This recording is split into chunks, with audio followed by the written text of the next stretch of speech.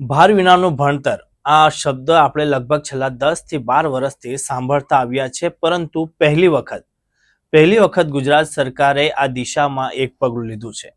ગઈકાલે સરકારે એવો નિર્ણય કર્યો કે હવે પ્રાથમિક શાળાઓમાં દર શનિવાર આનંદદાયી શનિવાર તરીકે ઉજવવામાં આવશે. એટલે કે આ દિવસે વિદ્યાર્થીઓ શાળામાં દફતર વિના જઈ શકશે.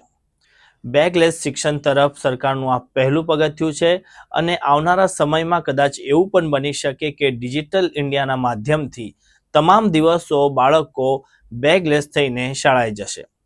પરંતુ આ નિર્ણયની સાથે સાથે સરકારના કેટલાક એવા નિર્ણયોની પણ વાત કરવી છે કે જે નિર્ણયો લેવાના હજી બાકી છે.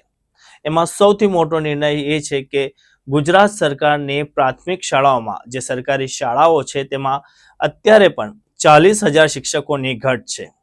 સાથે સાથે 38,000 વર્ગખંડની હજી પણ જરૂર છે. 10,000 વર્ગખંડ એવા જર્જરિત હાલતમાં છે જે ક્યારે પણ પડી શકે છે.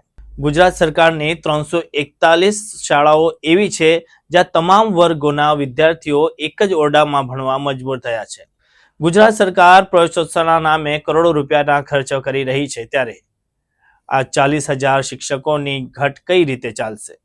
આ 38,000 વર્ગખંડ બનાવવાના છે તે ક્યારે બનશે? આ જે 341 શાળાઓ છે જે એક જ ઓરડામાં ચાલી રહી છે તેનો અંત ક્યારે આવશે? આ બેગલેસનો જે રીતે નિર્ણય સરકાર દ્વારા લેવામાં આવ્યો છે તે રીતે જ શાળાઓ ટીચરલેસ ન બને, શાળાઓ વર્ગખંડલેસ ન બને તે માટે સરકાર જલ્દી જ પ્રયત્નો કરશે તેવી સૌને આશા છે.